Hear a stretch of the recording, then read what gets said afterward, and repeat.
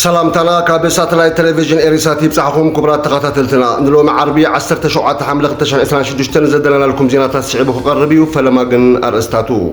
أب تجراي جدود عسكرنا دوي بل سلام يسفل بزبل جرحو سلاماوي سلف خكايديو مبالو شعبو حوحات قطعو قليتو أستات حدش حسولانا ويان كاب جبتين أبها قرم تمليسوم إيران حوتي الباب إلمندب كعدسو خدالو حاتيتا ሶማሊላንድ በሐድሽ ሕግታትን ጋዜጠኛታትን መራኸቢ ብዙሓንን ክትምዝግብ ምዃና ኣፍሊጣ ሚኒስተር ምክልኻል ጅቡቲ ዓሪፉ ቤት መኽሪ ሰላምን ለውጥን ትግራይ ኣብ ክልል ትግራይ ዘሎ ቅልውላው ደው ንምባል ንፌደራል መንግስትን ማሕበረሰብ ዓለምን ንምጽዋዕ ግዱድ ዕስክርና ደው ይበል ሰላም ይስፈን ብዝብል መልእኽቲ ዝሓዘ ሰላማዊ ሰልፊ ጽባሕ ቀዳም 18 ሓምለ 2026 ሰዓት 6 ንግሆ ኣብ ኣዲስ ኣበባ መስቀል ኣደባባይ ሰላማዊ ሰልፊ ምጽውዑ ጸብጻባት ይገልጹ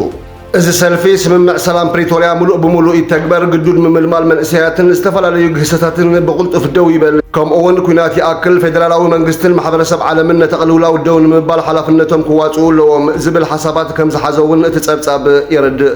ኣብ ኣዲስ ኣበባን ከባቢኣን ዝርከቡ ተወለድቲ ትግራይ ድማ በቲ ቤት መኽሪ ኣብታ መዓልቲ ኣብ መስቀል ኣደባባይ ድምፆም ከስምዑ ዕድመ ተገይርሎም ኣሎ እቲ ቤት መኽሪ ብተወሳኺ መላእ ህዝቢ ኢትዮጵያ ኣብ ጎኒ ህዝቢ ትግራይ ጠጠው ክብልን ጽባሕ ቀዳም ካብ ገዝኡ ብዘይ ምውፃእ ነቲ ጻውዒት ሰላም ዘለዎ ደገፍ ክገልጽን መልእኽቲ ከም ዘመሓላለፈውን እቲ ሓበሬታ ይጠቅስ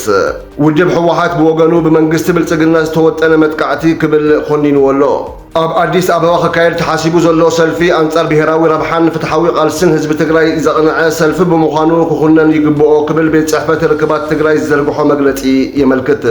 እቲ ቤት ጽሕፈት ኣብ መግለጺኡ መተሓባበርትን ተሳተፍትን እቲ ሰልፊ ዝኾኑ ኣካላት ክልተ ሰለስተ ግዜ ክሓስቡን ካብዚ ከምዚ ዝኣመሰለ ተግባራት ድማ ክቁጠቡን ጸዊዑ ስርዓት ውልቀ መላኺ ጆኖሳይደር ኣብይ ኣሕመድ ህዝቢ ትግራይ ከም ዘርኢ ከየጥፋእኹን ከየድነንኩን ከይበታተንኩን ከምኡውን ትግራይ ትበሃል ዓዲ ካብ ካርታ ከይሓኸኩን ኣይድቅስን ብምባል ኩሎም ዓይነት ጭካነታት ኣብ ልዕሊ ህዝቢ ትግራይ ይፍጽም ኣሎ ዝበለት መግለጺ ሕጂ ድማ ብሓይሊ ብረት ትግራይ ንምጭፍላቕ ምድላዋቱ ዛዚሙ ኩናት ንምጅማር መጥቃዕትታት ሰብ ኣልቦ ነፈርትን ይፍጽምን ሰራዊቱ ቀራርብን ኣሎ ክብል ከሲሱ ካብዛ ሓሊፉ ፖለቲከኛታቱን ወተሃደራዊ መራሕቱን ናይ ሚድያ ሰራዊቱን አንጻር ህዝቢ ትግራይ ሰፊሕ ግዱድ ዘመተ ጸለመ የካይዱ ከም ዘለዉ ገሊጹ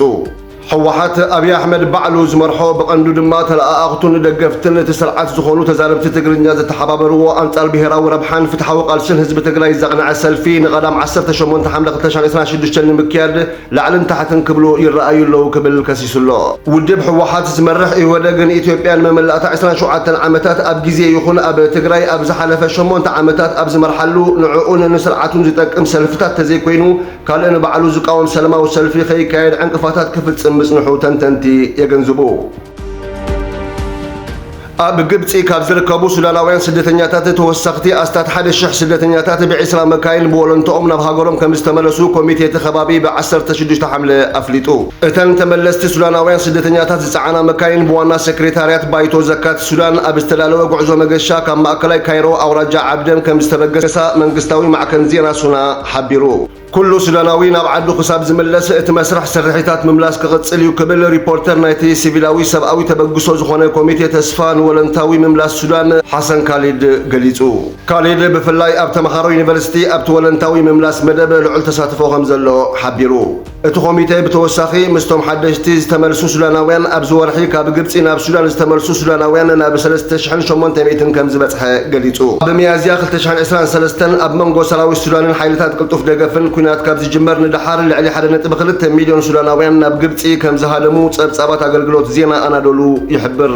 ኣስታት 5 ሚልዮን ሱዳናውያን ቅድሚ ኩናት ኣብ ግብፂ ይነብሩ ብምንባሮም ካብቲ ውግእ ዝሃድሙ ሰባት ናብ ግብፂ ክስደዱ ምኽንያት ይኾኖም ነይሩ ኣብ መወዳእታ 2025 ኣስታት 428676 ሰባት ብወለንቶኦም ናብ ሱዳን ከም ዝተመለሱ ብሰበስልጣን ሱዳን ዝተገልጸ ኣሃዛት ይሕብር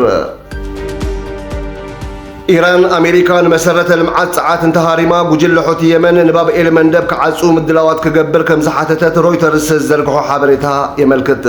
ኣሜሪካ ኣብ ልዕሊ ትሕተ ቅርፂ ፀዓት ኢራን መጥቃዕትን ተካይዳ ኣብ ቀይሕ ባሕሪ ዝርከብ መጻብቦ ባብ ኤልመንደብ ንምዕፃው ድሉው ክኸውንን ኢራን ንምንቅስቓስ ሑቲ የመን መምርሒ ከም ዝሃበት ሰለስተ ምንጭታት ንሮይተርስ ብ16 ሓምለ ሓቢሮም ኩሎም ስሞም ክግለጽ ዘይደለዩ ክልተ ላዕለዎት ሰበስልጣን ኢራን ነቲ ጉዳይ ኣመልኪቱ ኣፍልጦ ዘለዎ ሓደ ዘባዊ ምንጭን እቲ መምርሒ ኣብ ዝቐረባ እዋን ናብ ሑቲ ከም ዝተመሓላለፈን ቅድሚ ሕጂ ካብ ውጥናት ህፁፅ እዋን ቴህራን ዘይተገለጸ ምዕባለ ከም ዘመልክትን ገሊጾም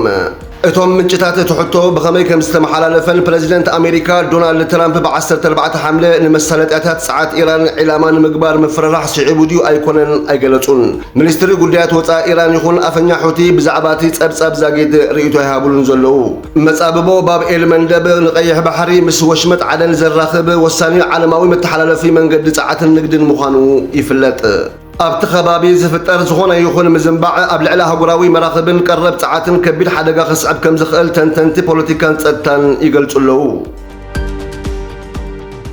መንግስቲ ሶማሊላንድ ምስ ዝርግሐ ሓበሬታን ሚድያን ተተሓሒዙ ኣብ ጉዳይ ሰብኣዊ መሰላት ክብርታትን ተኣፈፍቲ ጉዳያትን ዝምልከት ሓድሽ ኣዋጅ ከም ዘጽደቐን ኩለን ሚድያታት በቲ ኣዋጅቲ ንኽግዝኣ ከም ዝምዝግበንን ኣፍሊጡ ኣሎ። መንግስቲ ሶማሊላንድ ዝዘርግሖ ሓበሬታ ከም ዘመልክቶ ኣብቲ ኣዋጅ ንቆልዑን ጸገም ጥዕና ስነ ኣእምሮ ዘለዎም ሰባት ብዛዕባ ዝካየደሎም ቃለ መጠየቕን ሰብኣዊ መሰላቶምን ዝሓቆፈ ከም ዝኾነ ጸብጻብ ሂራን ኦንላይን ብ16 ሓምለ ዘውፅኦ ሓበሬታ የመልክት።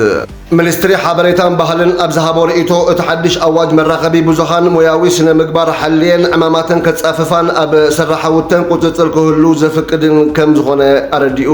እቲ ሚኒስትሪ ኣብ ሶማሊላንድ ዝሰርሑ ኩሎም ትካላት መራኸቢ ብዙሃንን ጋዜጠኛታትን ከም ዝምዝገቡን እዚ ምዝገባ እዚ ዕዮ መራኸቢ ብዙሃን በቶም ብወግዓዊ ተፈላጥነት ዝረኸቡን ሞያዊ ሓላፍነት ዝስከሙን ጋዜጠኛታትን ውድባትን ከም ዝስራሕ ኣረጋጊጹ።